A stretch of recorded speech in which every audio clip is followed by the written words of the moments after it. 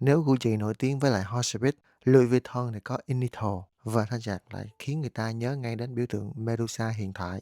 Và hôm nay mình sẽ giới thiệu cho các bạn một đôi loafer đẹp nhất của hãng. Và xin chào mọi người, hôm nay mình sẽ giới thiệu cho các bạn một cái đôi giày đến từ thương hiệu của Versace. Đôi này thì mình có những cái size nhỏ hơn á, thì cái giá của nó sẽ tốt hơn.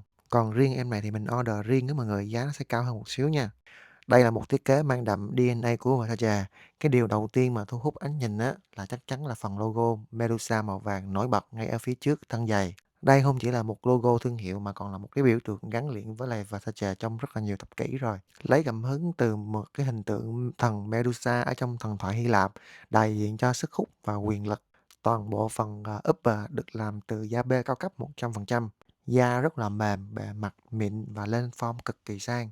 Điểm mình thích là đôi giày này sử dụng cấu trúc cong lót ở bên trong, khi mang vào là sẽ rất là ôm chân, mềm hơn và càng đi lâu thì càng vừa với cái form chân của người sử dụng. Phần đế thì được làm hoàn toàn bằng da thật. Khi cầm trên tay thì sẽ cảm nhận được cái độ hoàn thiện rất là cao từ đường may, viền da cho đến phần gắn logo Medusa cực kỳ sắc nét. Thiết kế giống như là một dạng mình cũng không biết là loafer hay là mocha nữa. Mình cứ hay bị nhầm hai cái này. Nhưng mà về hai cái này thì nó không có dạng giống như là dây á, thành ra là các bạn mang nó rất là thoải mái, tháo vô tháo ra thì rất là linh hoạt. Đây là kiểu giày cực kỳ phù hợp cho những anh em thường hay mặc, kiểu như là, suit nè, quần Âu hoặc là đơn giản là phối cùng quần jean hoặc là áo polo. Chỉ cần thay đổi trang phục là đôi giày có thể đi từ môi trường công sở đến những buổi tiệc sang trọng. Một điểm mình đánh giá ở rất là cao về cái đôi giày này là cái phong cách của nó.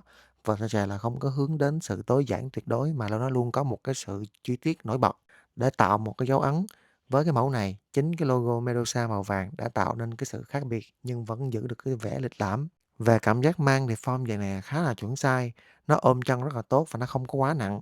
Khi mà đi lâu á, các bạn vẫn tạo ra một cảm giác thoải mái nhờ chất liệu da bêm mềm và phần thân giày linh hoạt. Theo mình, đây là cái mẫu loafer dành cho những anh em nào mà thích phong cách doanh nhân, sang trọng nhưng vẫn muốn có một cái điểm nhấn nhận diện thương hiệu. Không cần quá nhiều họa tiết, chỉ riêng biểu tượng Medusa ở phía trước cũng khiến tổng thể trở nên đẳng cấp. Và bên dưới cái phần lưỡi gà mọi người nó cũng có cái size và có chữ Made in Italia. Và bên hông của nó cũng có một cái biểu tượng Versace nhưng mà nó dập chìm đó mọi người, nó không có phải là quá nổi bật. Trọng lượng của em này thì tầm khoảng 0,6 ký thôi mọi người. Form em này là form chuẩn size cho nên mọi người mang size thông thường thì mọi người có chọn đúng size nha, các bạn không cần phải fix size.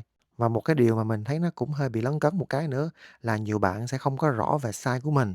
Mình ví dụ giống như là bây giờ dép các bạn đi 42 thì các bạn cứ nói lại seller là size 42. Còn có nhiều bạn thì cứ nghĩ là dép của cái hãng này size này và dép của hãng kia size kia thì nói là có lúc size 35, có lúc size 36 và có lúc size 38 thì cái đó là không phải nha. Các bạn chỉ cần đo đúng size chân dép của các bạn thì seller họ tự canh cho các bạn thôi.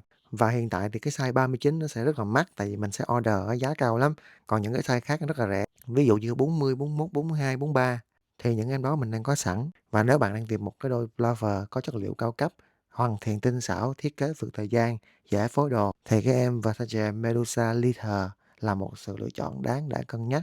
Với mình, đây là một trong những mẫu giày mà có tỷ lệ sự sang trọng và cái tính ứng dụng hàng ngày cao, cho nên dễ gì mà các bạn không sắm một đôi ha. Và nếu mà các bạn thích cái đôi giày này là các bạn cứ báo cho mình đi, mình sẽ báo giá chính xác cho các bạn.